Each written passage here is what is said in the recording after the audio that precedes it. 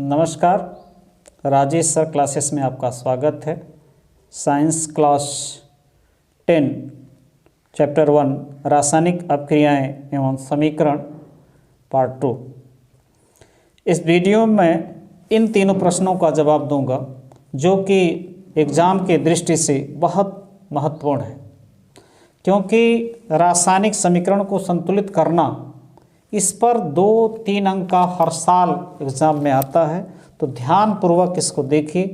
तो इसमें जो तीनों प्रश्न है, पहला प्रश्न है संतुलित रासायनिक समीकरण क्या है। रासायनिक समीकरण को संतुलित करना क्यों आवश्यक है, ये दूसरा प्रश्न आपका है। तीसरा प्रश्न है निम्न रासायनिक समीकरणों को संतुलित कीजिए। ये चैप्टर के अंत में जो अभ्यास दिया गया है, छठवां प्रश्न है। ऐसे ही अभ्यास में और प्रश्न दिए गए हैं जो परीक्षा के दृष्टि से, एग्ज़ाम के दृष्टि से बहुत महत्वपूर्ण है। अगले वीडियो में उसकी चर्चा करूंगा। इस वीडियो में इन तीनों प्रश्नों का जवाब आपको मिलेगा जो कि एग्ज़ाम के दृष्टि से बहुत इम्पोर्टेंट है। और इस तीनों प्रश्न में से तो समझ लीजिए आपको 2 से 4 मार्क्स मिल ही सकते हैं। तो देखिए, हम जानते हैं कि हाइड्रोजन गैस और ऑक्सीजन गैस संयोग करके जल का अणु बनाता है। यानी हाइड्रोजन प्लस ऑक्सीजन संयोग करता है और जल का निर्माण होता है। तो इसे हम अभिकारक कहते हैं। ये क्या है? अभिकारक है। अभिकारक। ये भी क्या है? अभिकारक है। और ये क्या है? उत्पाद है। इसी प्रकार नाइट्रोजन और हाइड्रोजन गैस संयोग करके अमोनिया का निर्माण करते हैं, अमोनिया गैस का निर्माण करते हैं। यहाँ भी ये अभिकारक, ये भी अभिकारक, ये उत्पाद है। इसे अभिकर्मक भी कहते हैं। अब इन समीकरणों को देखकर आप क्या बता सकते हैं कि इन समीकरणों को क्या कहा जाता है।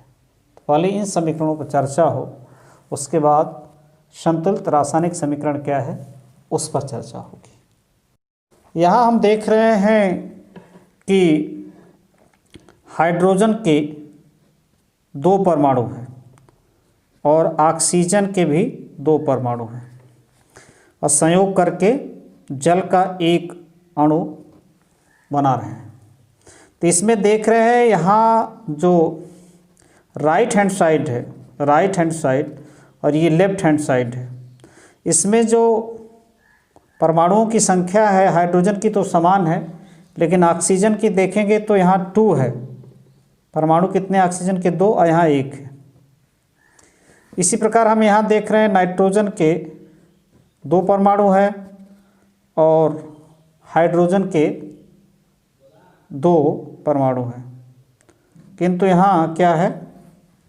नाइट्रोजन लेफ्ट हैंड साइड में, राइट हैंड साइड में नाइट्रोजन का केवल 1 और हाइड्रोजन के 3।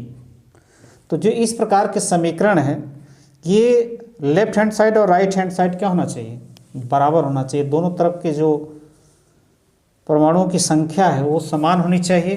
तो इस प्रकार के समीकरणों को हम क्या कहते हैं, पहले उसको देखा जाए, तो फिर इसको संतुलित करना क्या बताऊंगा। तो देखिए, वह समीकरण जो अभिकारकों एवं उत्पादों के नाम के बारे में सूचना देता है और इससे यह ज्ञात नहीं होता कि रासायनिक अपक्रिया में कितने कितने अणु अभिकारकों के संयोग करके उत्पाद का निर्माण करते हैं, कंकाली या ढांचा समीकरण कहलाता है। वह समीकरण जो अभिकारकों एवं उत्पादों के नाम के बारे में सूचना देता है और इससे यह ज्ञात नहीं होता कि रासायनिक अपक्रिया में कितने कितने अणु अभिकारकों के संयोग करके उत्पाद का निर्माण करते हैं। तो इस प्रकार के जो समीकरण होते हैं कंकाली, ये तो केवल सूचना देता है कि भाई हाइड्रोजन गैस और ऑक्सीजन गैस मिलकर जल के अणु का निर्माण करते हैं, नाइट्रोजन और हाइड्रोजन गैस मिलकर अमोनिया गैस का निर्माण करते हैं। ये इससे केवल ढांचा ही मालूम पड़ता है और इसको क्या होना चाहिए, संतुलित होना चाहिए। इन समीकरणों को, रासायनिक समीकरणों को क्या होना चाहिए, संतुलित, यानी लेफ्ट हैंड साइड में जितने परमाणु हैं जितने और जितने राइट हैंड साइड में सबका बराबर होना चाहिए। अब इन दोनों ढांचा समीकरणों को हम संतुलित करते हैं, देखिए ध्यानपूर्वक। तो सबसे पहले हम हाइड्रोजन संयोग करता है ऑक्सीजन से और जल का निर्माण होता है, इसको देखिए। अब यहाँ राइट हैंड साइड और लेफ्ट हैंड साइड में जो तत्व हैं उनके परमाणु की संख्या क्या होनी चाहिए, समान।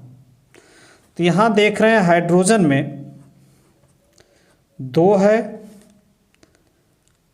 परमाणु है, यहाँ ऑक्सीजन में भी 2 है, और यहाँ पर उत्पाद में जो है यहाँ हाइड्रोजन के 2 परमाणु एटम्स हैं और ऑक्सीजन के 1 है। ये एक ग्रुप है, ये दूसरा ग्रुप है, ये तीसरा ग्रुप है। और सबसे पहले हम ऑक्सीजन को संतुलित करते हैं। तो अब जैसे यहाँ 2 है, यहाँ भी 2 होना चाहिए, तो इसमें हम 2 का गुणा कर दें। इसमें क्या करें, 2 का गुणा कर दें। तो अब ये 2 का गुणा करेंगे तो पूरे ग्रुप में हो जाएगा, पूरे बॉक्स में हो जाएगा। तो ये हो जाएगा, हाइड्रोजन कितना हो जाएगा, 4, और ऑक्सीजन कितना हो जाएगा, 2। तो ये तो हुआ राइट हैंड साइड में, हाइड्रोजन 4 ऑक्सीजन 2। ऑक्सीजन तो लेफ्ट हैंड साइड में और राइट हैंड साइड में बराबर होंगे, लेकिन हाइड्रोजन जो पहले बराबर था अब क्या हो गया, यहाँ 4 यहाँ 2, तो यहाँ 2 का गुणा कर दीजिए, तो ये क्या हो जाएगा, 4 हो जाएगा। तो इसका अर्थ हुआ कि यहाँ पर 2 से मल्टीप्लाई कर दें, यहाँ कुछ नहीं क्योंकि यहाँ गुणा नहीं है तो 2 लिख दें, और यहाँ पूरे में 2 क्योंकि पूरे ग्रुप में हमें करना है, ये ग्रुप में, तो ये हो जाएगा। अब इसको देखा जाए, ये 4 हो गए हाइड्रोजन के, यहाँ भी 4, ऑक्सीजन के 2 और यहाँ ऑक्सीजन के 2, ये क्या हो गया, संतुलित रासायनिक समीकरण। अब देखते हैं जो दूसरा है, नाइट्रोजन संयोग करता है हाइड्रोजन से और अमोनिया का निर्माण होता है। तो यहाँ देख रहे हैं नाइट्रोजन जो है 2 है और हाइड्रोजन क्या है भी 2, हाइड्रोजन के 2 परमाणु हैं। अब ये ग्रुप ये है, ये ग्रुप ये है, और यहाँ पर नाइट्रोजन में परमाणु की संख्या 1, हाइड्रोजन में परमाणुओं की संख्या, एटम्स की संख्या क्या है, 1। तो ये ग्रुप ये है। तो सर्वप्रथम हम नाइट्रोजन को संतुलित करते हैं कि नाइट्रोजन राइट हैंड साइड और लेफ्ट हैंड साइड में बराबर होने, तीर के निशान के दोनों तरफ क्या होना चाहिए, बराबर। तो यहाँ 2 का गुणा कर देते हैं, तो क्या हो गया, नाइट्रोजन 2, और पूरे बॉक्स में कर रहे हैं तो ये 6 हो जाएगा। नाइट्रोजन दोनों तरफ बराबर। अब ऑक्सीजन को देखते हैं, ऑक्सीजन यहाँ कितना है, 6 हो गया राइट हैंड साइड, और यहाँ कितना है, 2 है, 3 का गुणा कर दिया। कितना आसान है। अब इसमें कुछ नहीं किया गया तो जस का तस लिखिए, और इसमें 3 का 3H2 और यहाँ 2 का NH3।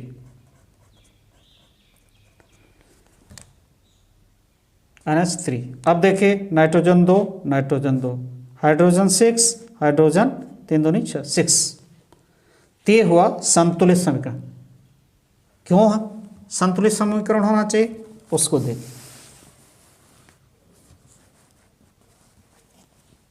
संतुलित समीकरण, रासायनिक अभिक्रियाओं में न तो परमाणु नष्ट होते हैं और न नए परमाणु बनते हैं, और न ही एक तत्व के परमाणु से किसी दूसरे तत्व का परमाणु बनता है, अतः रासायनिक समीकरण में उसके दोनों पक्षों में प्रत्येक तत्व के परमाणुओं की संख्या समान होनी चाहिए, तभी वह समीकरण रासायनिक अपक्रिया को सही रूप से व्यक्त करता है।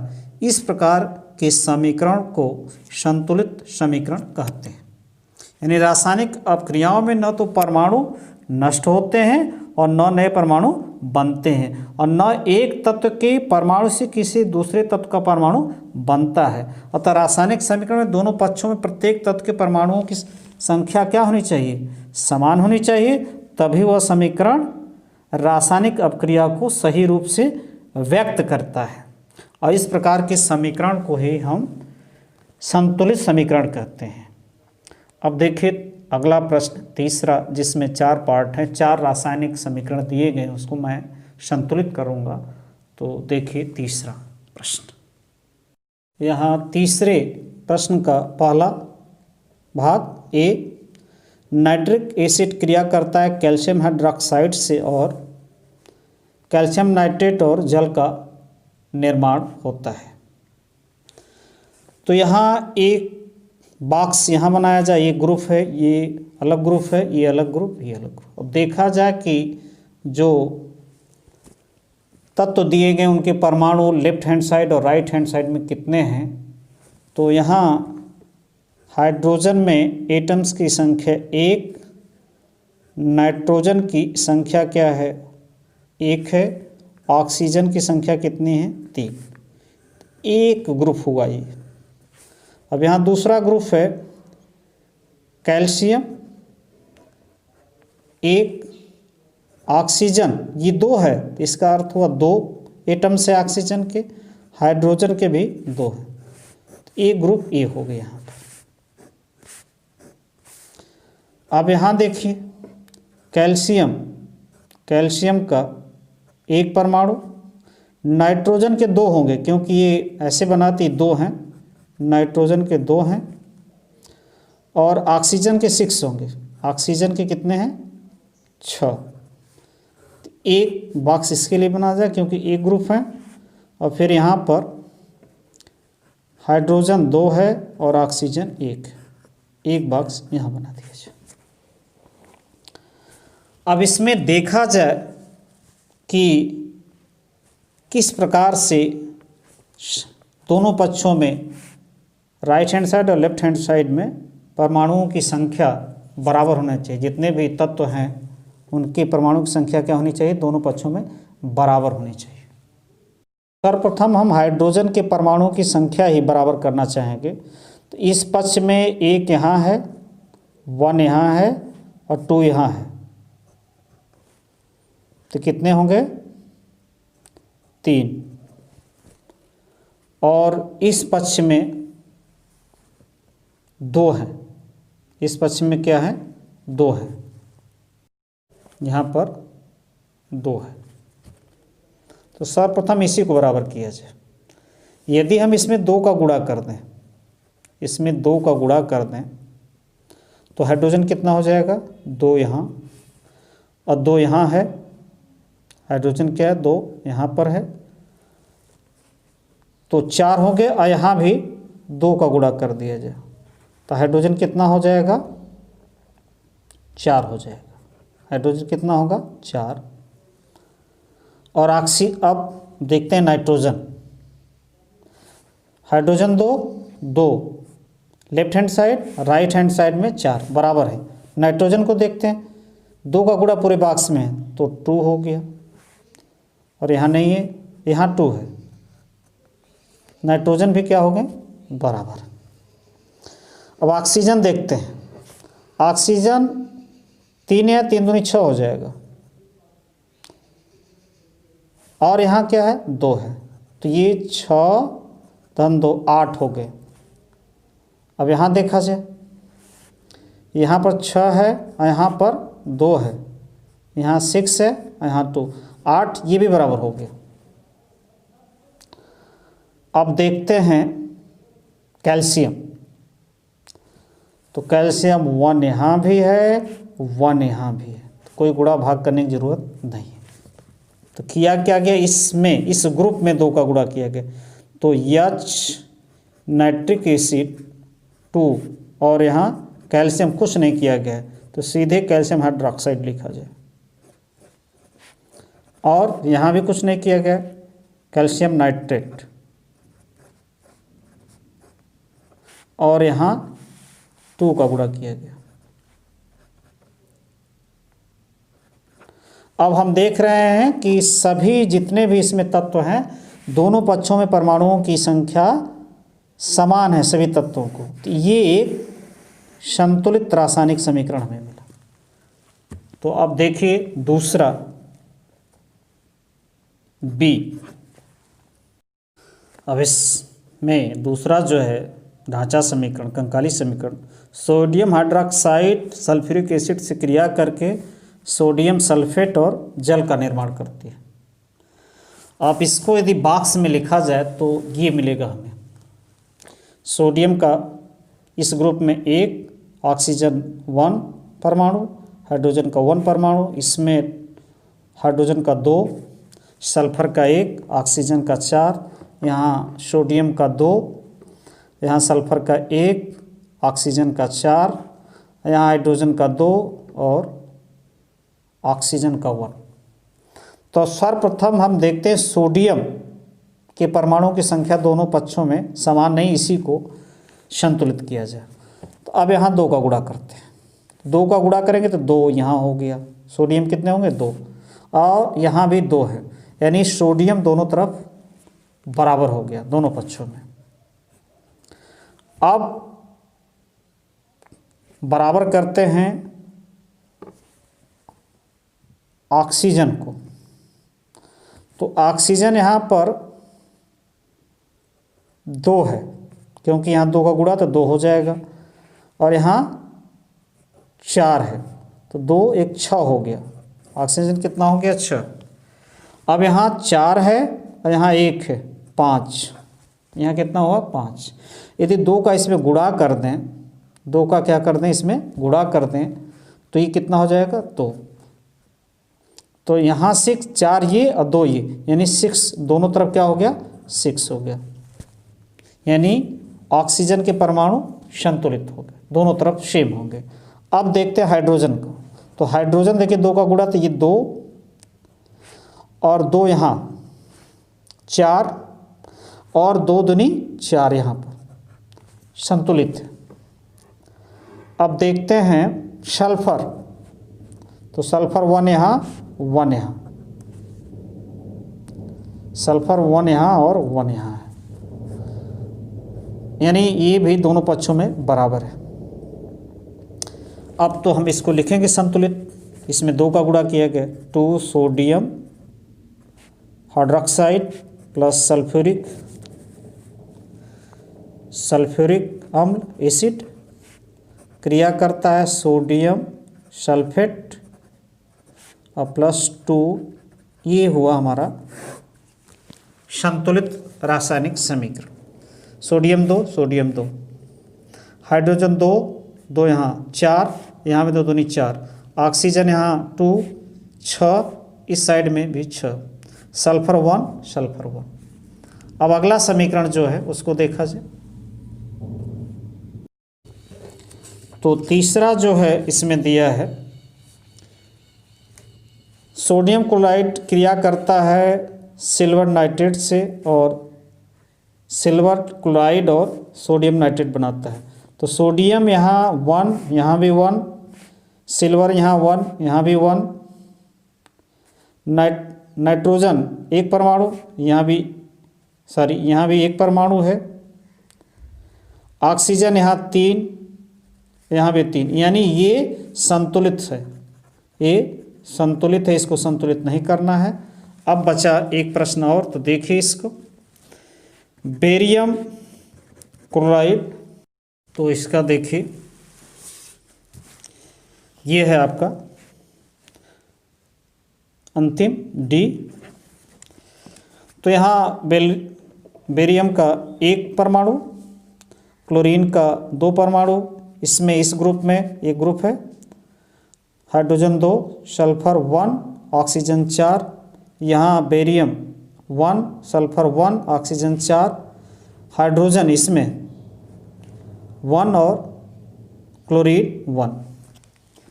तो सर्वप्रथम देखते हैं बेरियम। बेरियम क्या है, 1 यहाँ भी 1 यहाँ, ये दोनों तरफ सेम है।